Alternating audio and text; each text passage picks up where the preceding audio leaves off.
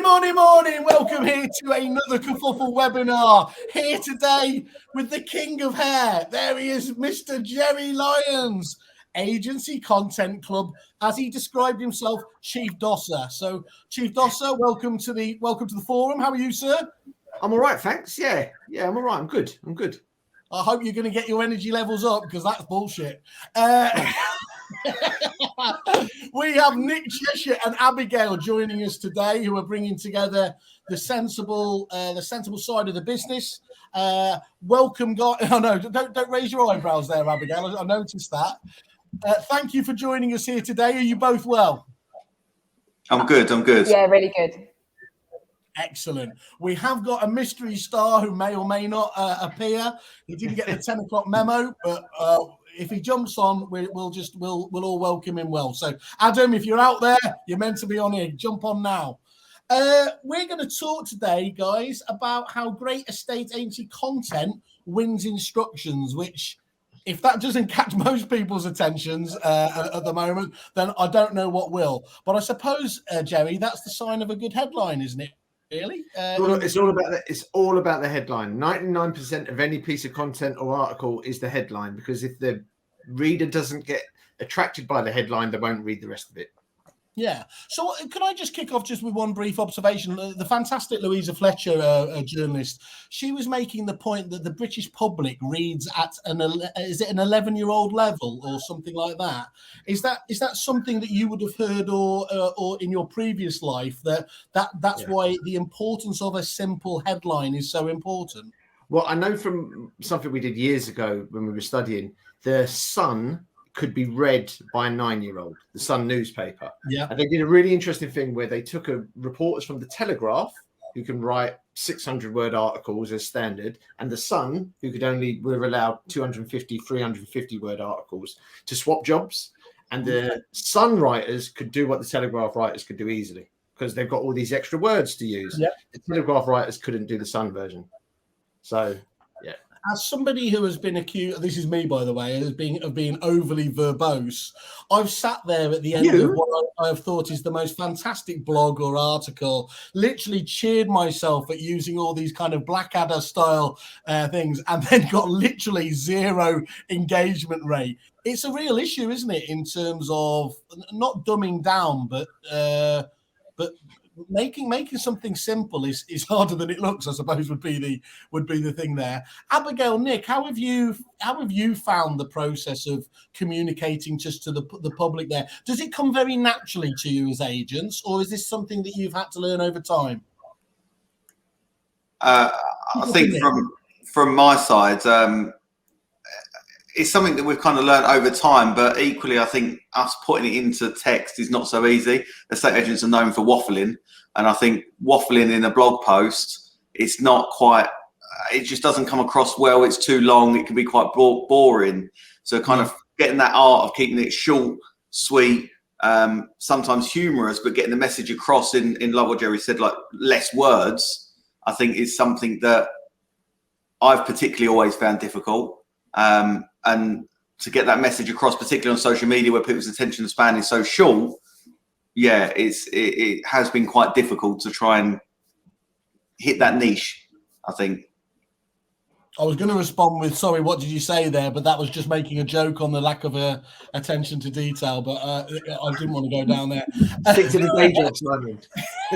Abigail, what about yourself? Is this an area? First of all, do you enjoy this whole area, or is it something you've ever struggled with?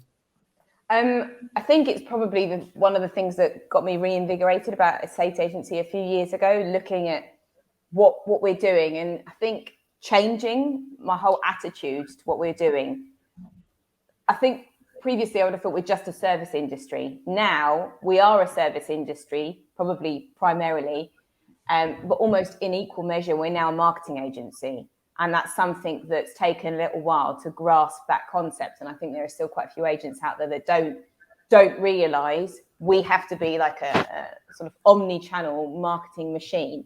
And content's really the linchpin of all of that. And I think it also depends on your own background. Like I come from quite an academic background, and writing for me is not a problem, but writing documents and content, or even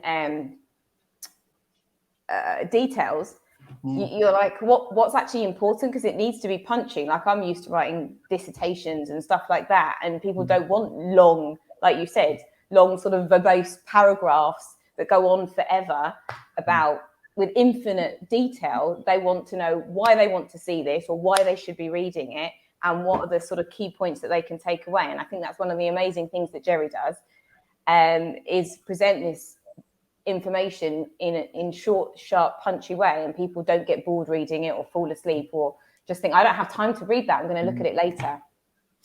No one could ever be accused of falling asleep to one of Jerry's posts. That's never. That's just not possible. Jerry, as usual, I've completely missed the point, which is most people like you. Do you want to just, for those people who have lived living under a rock or everything else, just give them context to what the Agency Content Club does for your members, and indeed why you felt that there was a need for it? It's really simple. We provide written articles. Well, we started off providing just written articles for estate agents, purely because a couple of my friends who run agency a few years back said they didn't have the time to write these articles. They didn't have the time or the will or the skill. It does take a bit of skill to write an article, believe it or not. So we just thought, we launched the club properly 2 years ago. This September is our second birthday. And it was just the gap we saw in the market for writing content for estate agents. And it's grown from there to be videos now. We provide videos as well. And also more and more, and I think this is going to be one of the big areas of content, is a lot of our members, I don't think Nick or Abigail do, but I think it's something to consider, is they use the content almost like as a script to camera type stuff.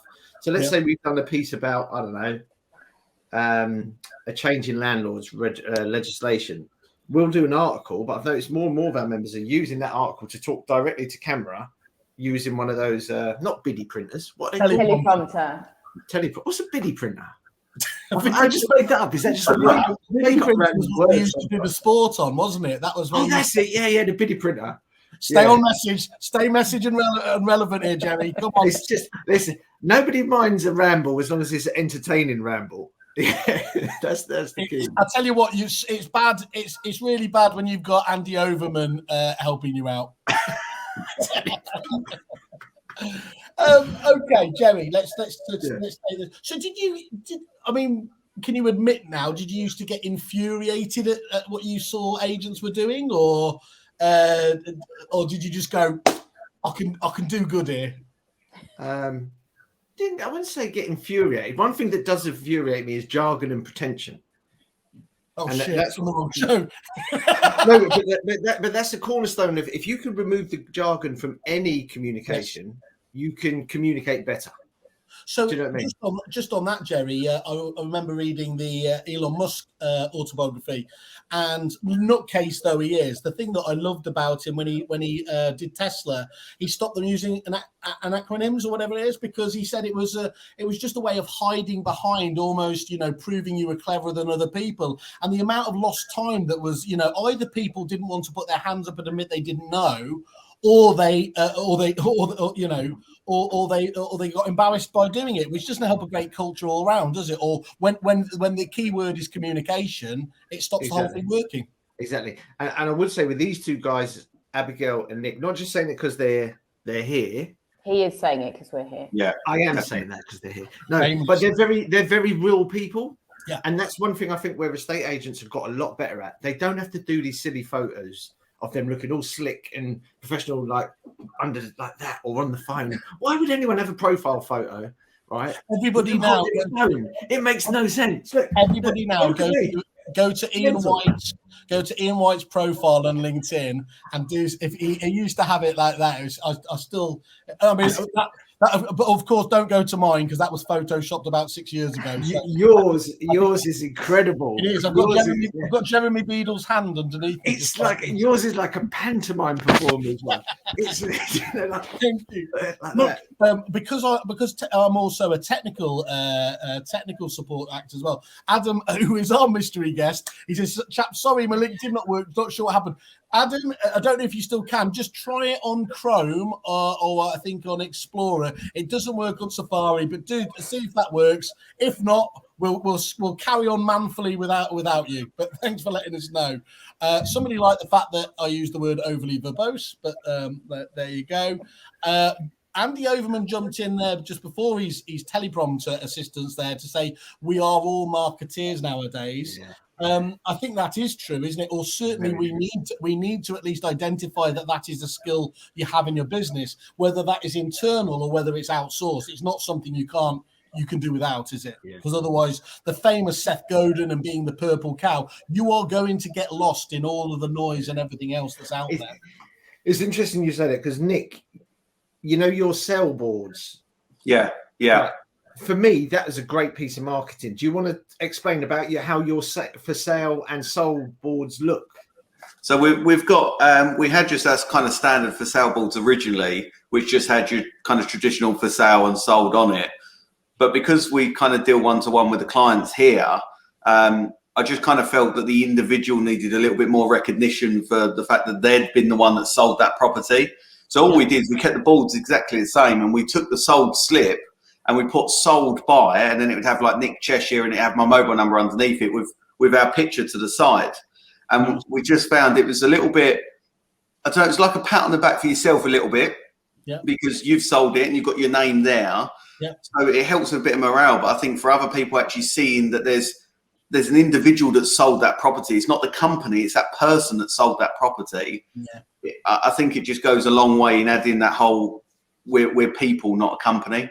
I think that's a massive one, Nick, isn't it? That we've had to learn to break out from over here. From the Americans and the Aussies have done very well in terms of blending much better the company brand and the individual brand together without seeing them, as happens so often over here, as actually being in conflict. I think that for so long that happened where the company didn't want to promote the individual, and as we've noticed, you're missing out on the one of the you can't say on the one hand your greatest asset are your people and then not promote your people, can you? Well, that's the interesting thing. So Bailey here, her mum, so she's American. Her mum is a real estate agent in America for Keller Williams. Okay. And she came over to visit her daughter, and she introduced us both, and we had a bit of a chat. And she just found it completely bizarre how she saw all these for sale boards around and all these sold boards, but none of them mentioned the agent that had sold it or the agent that had listed it. It mentions the agency, but none of them mentioned the individual. And that's where the kind of thought process started going on.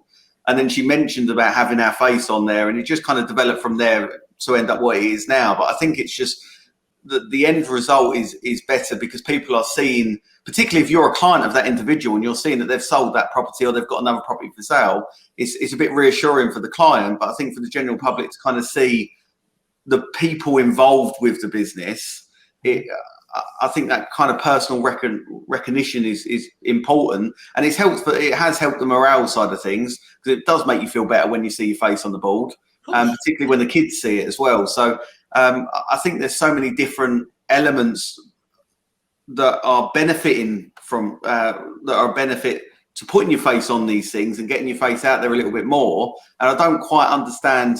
I fell in the habit. I don't understand how us as agents seem to be shying from that. Well, for another man who's never shied from it, but probably should have, Andy Overman, Jerry's video content is going down a storm now. And he's also saying as well, also editable Canva images so they can do some green screen videos. I'll tell you what was interesting. When I used to do, way before Chris Watkins said he was doing it, I used to interview our old repeat clients. And every time I was just about to go on camera, they would go, "Oh God, I hate going on camera. It's absolutely, I get so nervous." And the minute the cameras went on, it was like showtime, like that. Agents, by definition, are gregarious people. They are. You'll never see a quiet person, and an estate agent is never the quiet one at a party, is it? It may take a bit of getting beyond that comfort zone there, but once you are able to get that personality out there. To quote Arthur Daly, the world's your lobster, isn't it? I mean, it really does open up that ability to promote yourself with all the very easy ways that you've got these days on every platform going. Yeah. Listen, we can all be mini Rupert Murdochs now. given the amount of media platforms we have just with that in our hand. Yeah. You know what I mean? It's mental. It's mental. There's so many ways to get your message out to the market. So Jerry, let me kick off with the main one there. So what does great estate agency content look like to you? And then I'll come to you, Abigail and Nick, afterwards. But Jerry, from your point of view, who's doing great estate agency content apart from your good self and the people here? Who springs to mind? Andy Overman, not just saying it because I'm really not just saying it because he's branding his own right, isn't he? I paid him £100 to comment on this thing. Andy Overman springs to mind. Luke Sinclair, Oliver Press. There's loads of agents doing it, but the theme is, I think the theme is the common thing with the guys that are doing it is, and Abigail's done this really well recently as well, is they've got involved with their community. Yeah. So, you know, like the stuff you did, Abigail, when your chap, I forget his name, but he was around Wembley Stadium. Hassan, yeah. Was it Hassan? Yeah, it's Hassan, our biggest football fan. Yeah, but that was really good because that was interesting. Do you know what I mean? And that was community-based content. It's got sod all to do with property, but it's everything to do with capturing people's attention. And I think one of the things every business has got to get their heads around, whether they're estate agents or butchers, right, is we're in the attention business now. Everyone is competing for attention. So whether you grab that attention by a community article or an article about one we've got lined up, which always works well in this month, is getting kids ready to go back to school. Nothing to do with property, but it always gets a good feedback and good share rate, or whatever you want to call it, on social media. So good content. And I'm going to use, Elon Musk is going to love this because I'm going to use one of those acronyms. Purely because if I didn't, I would forget what I was talking about because I'd go off and talk about something else. Is HITS. So think of HITS, right, for your content. Is it helpful? Helpful being, is it helpful to the reader, to the watcher? Is it interesting? Interesting could be a lot of different things, but you've just got to try and make it interesting in terms of the tone of it, the subject matter. Is it trustworthy? Is somebody going to read or watch it and think, I can trust these guys? And the final one is it sustainable? Because one of the big issues, well, not issues, it ain't an issue, problems I see with estate agents, when they start their content, unless they use us or Chris Watkin or Dataloft, they can start on their own really well, but they can't sustain it. So the S is for sustainable. So it's helpful, interesting, trustworthy, sustainable. Yeah. Because you see loads of people, don't you, that have a massive blitz in some marketing campaign, and then you just don't see him for months again afterwards, do you? And I've been guilty of that. I think, like many people, I was talking to Jane yesterday, great on the social media side as well. Do you remember the first time you ever got to do your first newsletter? 40 articles. You couldn't get it. Next edition went down to 20. By the third month, you were down to 10, and by the fourth, you were asking around the office, Christ, guys, what have we got to put in here? It really does take commitment, doesn't it, to understand if you're going to enter into this, you can't do it piecemeal. Just as people say, advertising, has to be about that consistency. It's best line I think for that is content marketing is not an event, it's a process. It's not something you go bang, we've done it now, tick the box. It's something that you sort of like tick the box every day on, or at least every week. But on that point, let me just come to you first, Abigail. That obviously you can't disagree with anything that Jerry's just said there.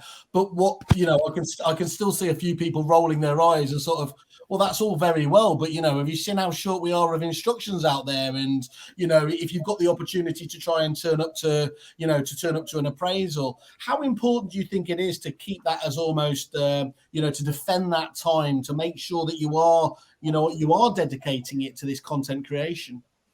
Well, I think it's really important because the only way you're going to get more listings is by continuously nurturing your client base and getting useful information out to them. I mean, we've had people that we haven't spoken to for a while call us up, say, oh, I saw your article the other day. Do you remember me? I bought a house from you 10 years ago. And just start a conversation from there. And then the next minute, you're showing them a house and they've bought something and they want you to sell theirs. And it's an ongoing process. And I think part of the problem with estate agents is we want everything now. And playing the long game, again, is something that none of us have ever been used to. But you've got to play a long game and you've got to plan it. It's like any single thing that you do, you have to consistently do it. So you need to consistently put out content. You need to consistently prospect. You can't just do it one day and then not do it the next. And also, once you start doing it consistently, if you don't send something out, people start to miss it. I had a client phone up and say, "Oh, I didn't get your normal Friday article. Did I miss something?" I'm like, "Okay, I forgot to press send there. Whoops." And send it out. So you do want people to be continuously left in a situation where they're wanting more. And I think working with people like Jerry and Chris, it sort of taught us that we need to plan our content as well. So stuff that Jerry does, we have our weekly plan now, just like he does. We've taken that and then we add all the other bits and pieces that we're going to do to it.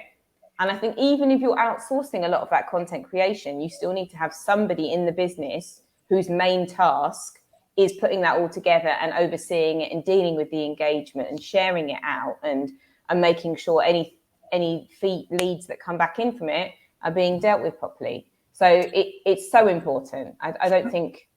And Abigail, there you just mentioned there somebody should be responsible, but that doesn't mean that it should all fall on them, does it? That just means they should be able to go out and say, talk to other members of the team. Have you got some ideas and pick up on? Yeah, that's what we do. So we've got one person in our business that collates everything, and she will say to the team, "Okay, this is Monday. Here's my plan for the week. I need a sales video today. I need a lettings video tomorrow. I need an applicant wrap. I need a coming soon sneak peek video." And she'll tell them what she needs for that week, so they've got time to go and put it together. Got you. Okay, that's really helpful. And Nick, from your point of view, what does great estate agency content look like to you? Not boring, for starters. Not boring, and not. I know we've said it already, but the estate agency lingo, talking in our own kind of language, so the clients can't understand that. I know Jerry made a point of that, but I think it's so important because as soon as they see anything that is that jargon base, they switch off and they forget the content. So I think it's got to be interesting. I've always found humour tends to work a million times better than anything boring. Does it? So, go on, Mr. Tumble. So humour definitely is a main point there, but also the consistency. Yeah. But Nick, just on that humour, obviously I'm going to jump into that one there because that's a really difficult. It can be so powerful, can't you? But you can quite easily step over the line. How important is it to take that gamble to be a bit edgier? Do you just have to feel that naturally within your comfort zone, or what? I mean, clearly you feel comfortable with that element, but some people I think would naturally, pull away from that, don't they? Yeah, I think people are too worried about upsetting everyone, and there is it doesn't matter what you say, even whether it's humorous or not, you're going to upset someone somewhere. But I think there's a level where you can kind of go, yeah, that's a bit too close to the line, where if you wouldn't say it to your nan, don't put it on social media. So I think that's kind of my line. If I wouldn't joke with it with my nan, like whether she finds it funny or not, if I wouldn't say it to her, it's not going out there. I love the idea that our thought learning today is, what would my nan say? Yeah, but you know what? Can I just make a point there? I had an old East End Cockney council house nan who used to call us the C word. Their grandkids. So no shrinking violets there. So, yeah, using that test, she would laugh at anything. We used to fall off the bike. She'd be saying, look at that idiot. Do you know what I mean? So, yeah, the nan test doesn't work if it's a council. I think the rule is Nick's nan, not Jerry's nan. Yeah. We'll go with that. Yeah. Choose your nan, not the Catherine Tate nan, basically. That's pretty much like that was my English nan, yeah. But can I just say something? Sorry. You just made me think of something. Abigail, do you remember when you released the bloopers? Yes, yeah. I had to cut out a lot of the expletives.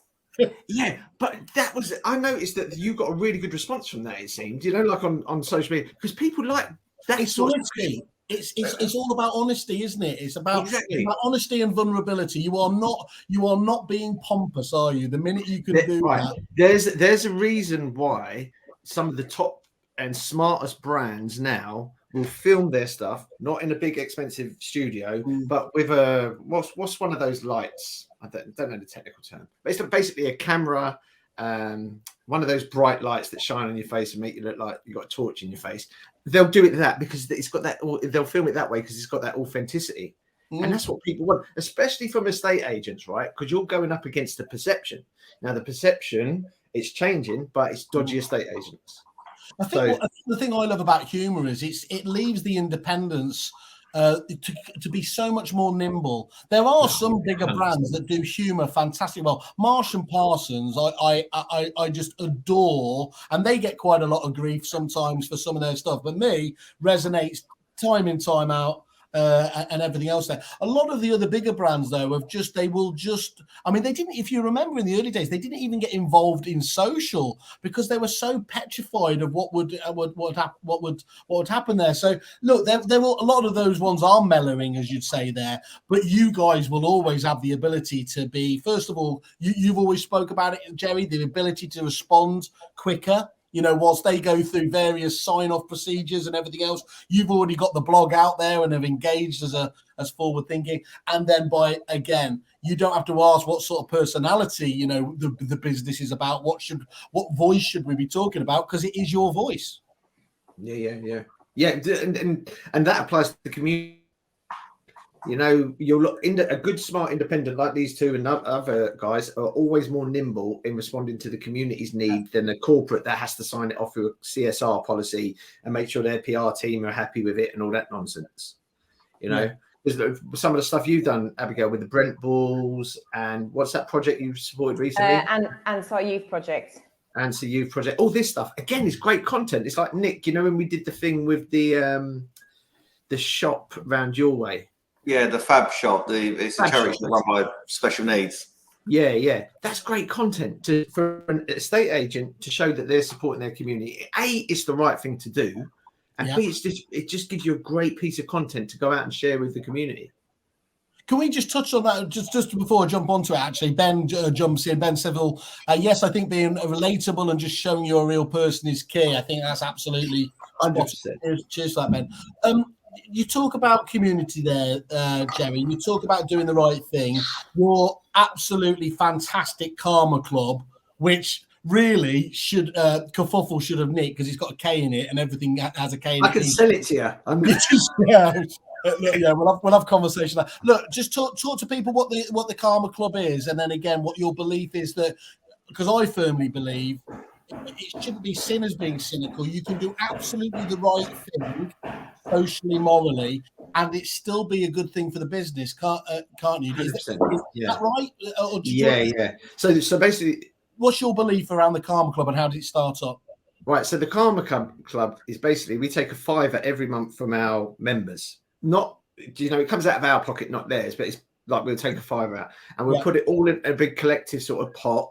And then at the start of the month, we go to the members and say, have you got any community groups you want to support in your area?